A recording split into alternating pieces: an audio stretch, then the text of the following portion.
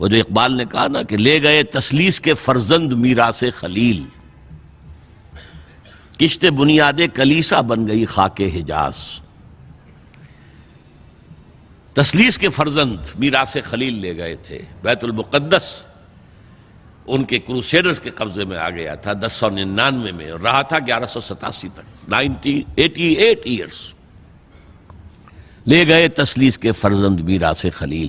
تو میراث موسوی جو تھی وہ منتقل ہو گئی محمد رسول اللہ صلی اللہ علیہ وسلم اور آپ کی امت کو۔ ان کا قبلہ کینسل، یہ قبلہ آ گیا، تو سب سے زیادہ دکھ تو انہیں تھا۔ اب جو وہاں سے کاؤنٹر ریولوشنری موومنٹ آئی ہے وہ عبداللہ ابن سبا یہودی۔ بعض لوگ آج یہ بھی کہہ دیتے ہیں کہ یہ تو ایک ایسی ہی افسانوی شخصیت ہے، کوئی اس کا وجود ہی نہیں تھا، بڑی زیادتی کرتے ہیں، خاص طور پر ہمارے بعض اہل تشیع یہ کہتے ہیں، حالانکہ ان کی کتابوں کے اندر درج ہے کہ حضرت علی نے عبداللہ ابن سبا اس کے 40 ساتھیوں کو آگ میں زندہ جلوایا۔ رجال کشی کے اندر دیکھ لیجیے لکھا ہوا موجود ہے۔ لیکن چونکہ کچھ لوگوں نے شیعت کے لیے لفظ سبائیت استعمال کرنا شروع کر دیا، اس لیے وہ ڈیفنس میں کہتے نہیں سبا تو یہ تو افسانوی شخصیت ہے، سبا کوئی تھا ہی نہیں عبداللہ ابن سبا۔ نہیں، عبداللہ ابن سبا ایک شخص تھا یہودی، وہ اسلام کا لبادہ اوڑھ کر آ گیا دارالاسلام میں، حضرت عثمان رضی اللہ تعالیٰ عنہ کا عہد۔ اور ایک مغالطہ میں چاہتا ہوں کہ ان دی فرسٹ انسٹنس دفع کر دوں۔ عام طور پر اتنی غلط طریقے سے تاریخ بیان ہوئی ہے کہ حضرت عثمان کے عہد خلافت کو سمجھتے ہیں پورا کا پورا عہد خلافت غالباً فتنوں ہی کے اندر تھا اور اختلافات ہی تھے اور خانہ جنگ۔ معاذ اللہ، ایسا نہیں تھا۔ طویل ترین دور جو ہے دور خلافت حضرت عثمان کا ہے، 12 سال۔ حضرت ابوبکر کے 2.5 سال، حضرت عمر کے 10 سال، دونوں کو جمع کریں گے تو عثمان کا، اور اس میں 10 سال بالکل اسی شان کے ہیں جو حضرت عمر کے خلافت کے شان ہیں، کوئی اختلاف نہیں۔ اور فتوحات کا دائرہ بڑھتا چلا جا رہا ہے، تھمتا نہ تھا کسی سے سیل رواں ہمارا۔ اس کے آخری ایام میں یہ شخص آیا اور اس نے ایک تو یہ کیا کہ پرانی جو قبائلی عصبیت تھی اس کو زندہ کیا۔ خلافت تو بنو ہاشم کا حق ہے، محمد ہاشمی تھے صلی اللہ علیہ وسلم۔ ہاؤ کم یہ ایک بنو امیہ کا شخص کیسے بیٹھا ہے؟ دیکھیے اس شخص نے کتنا انتظار کیا۔ حضرت ابوبکر بنو امیہ میں سے نہیں تھے، لہذا یہ فتنہ اس کے خلاف نہیں ہو سکتا تھا، کیونکہ چشمک جو تھی وہ بنو امیہ اور بنو ہاشم کی تھی، بڑی پرانی تھی۔ یہ بڑے برابر کے یہ دو کلینز جو تھے مد مقابل تھے ایک دوسرے کے، باقی چھوٹے قبیلے تھے، بنو تیم ہیں، بنو عدی ہیں، لیکن مقابلہ تھا بنو امیہ اور بنو ہاشم کا۔ حضرت ابوبکر بنو تیم میں سے، حضرت عمر بنو عدی میں سے، بنو امیہ میں سے حضرت عثمان۔ اب اس کو موقع ملا، اب آیا یہ اموی، یہ بن گیا۔ یہ سب غاصب ہیں، ابوبکر بھی، عمر بھی، عثمان بھی۔ خلافت پہلے دن سے علی کی ہے اور اس کو ملنی چاہیے۔ اس سے آگے بڑھ کر، اور علی تو خدا ہے، انکارنیٹ، گاڈ انکارنیٹ، یہ اس کا عقیدہ جو اس نے پھیلایا۔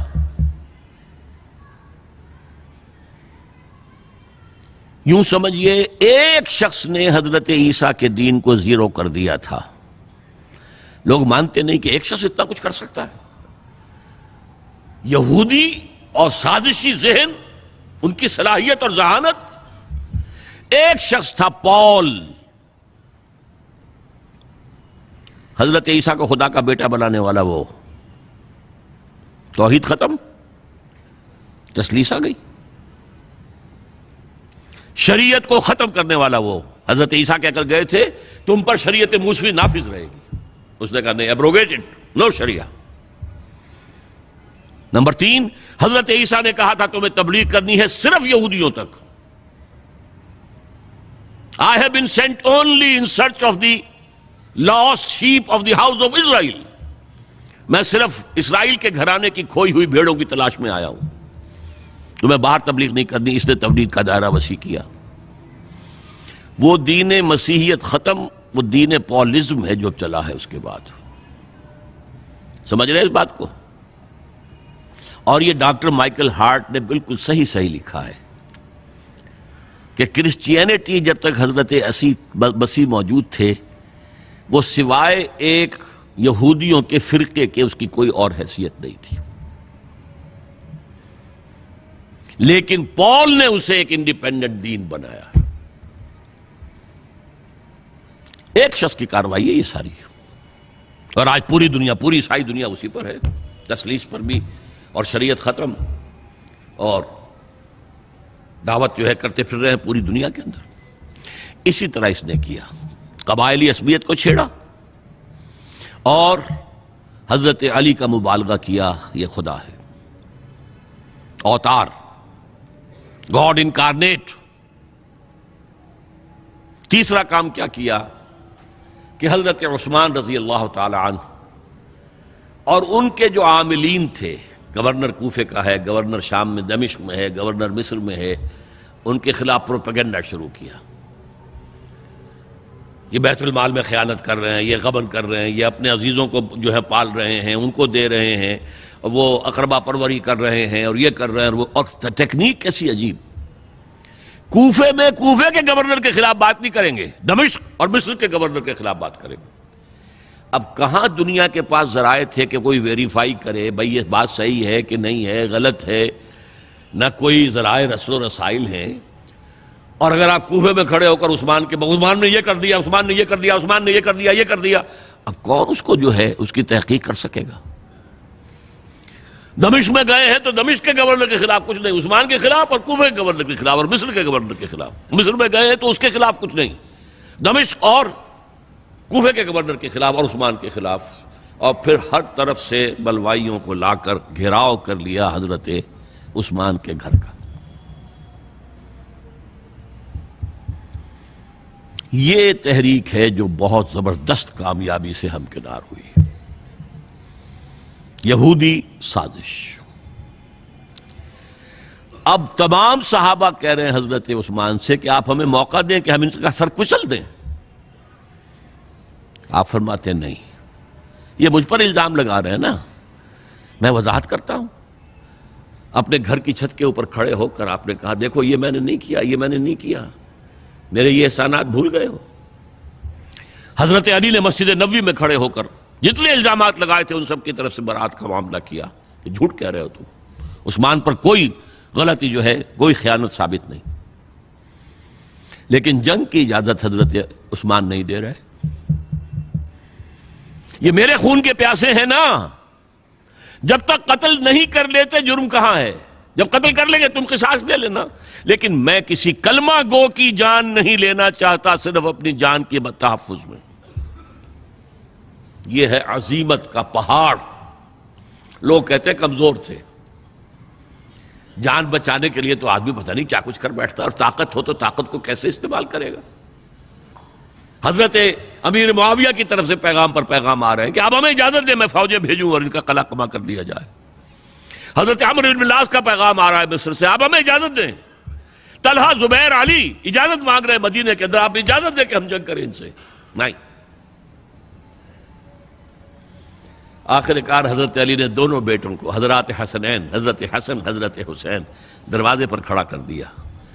پہرے دار حضرت عثمان کے، حضرت حسن، حضرت حسین، کہ کوئی گھر میں داخل نہ ہونے پائے. پچھواڑے سے آئے ہیں اور شہید کیا ہے.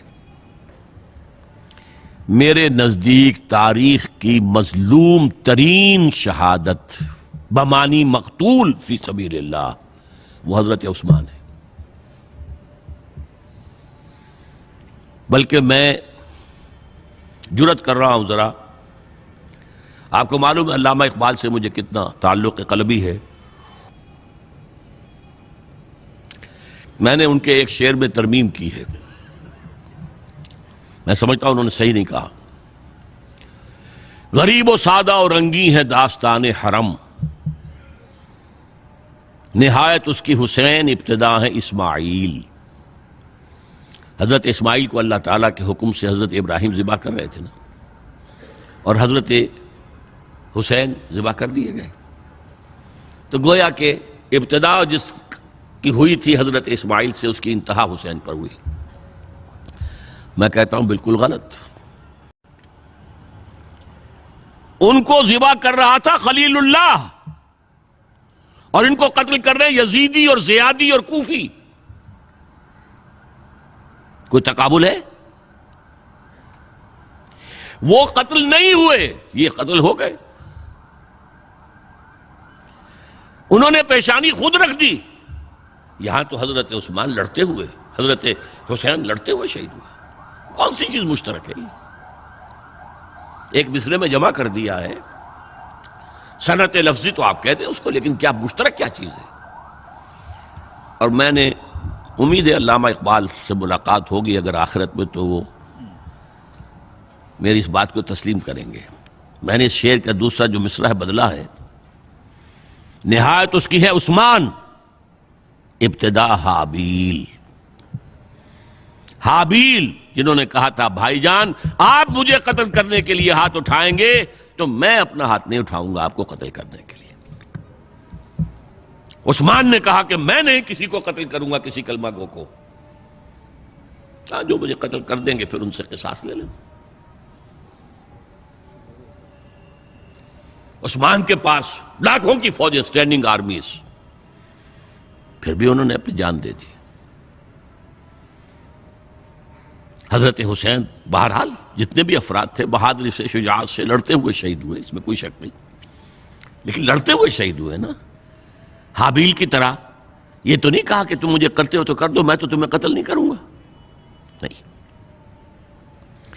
بہرحال یہ جو تھا فتنہ، اس کو کہا ہے اور اس کو کتاب میں لکھا گیا، باقاعدہ ایک تصنیف ہے، الفتنۃ الکبریٰ، عظیم ترین فتنہ، حضرت عثمان کی شہادت۔ اس وقت عبداللہ ابن سلام رضی اللہ تعالی عنہ ایک یہودی عالم دین تھے جو اسلام لے آئے تھے، انہوں نے کہا تھا لوگو ڈرو، عثمان کے خون کا نہ بہانا۔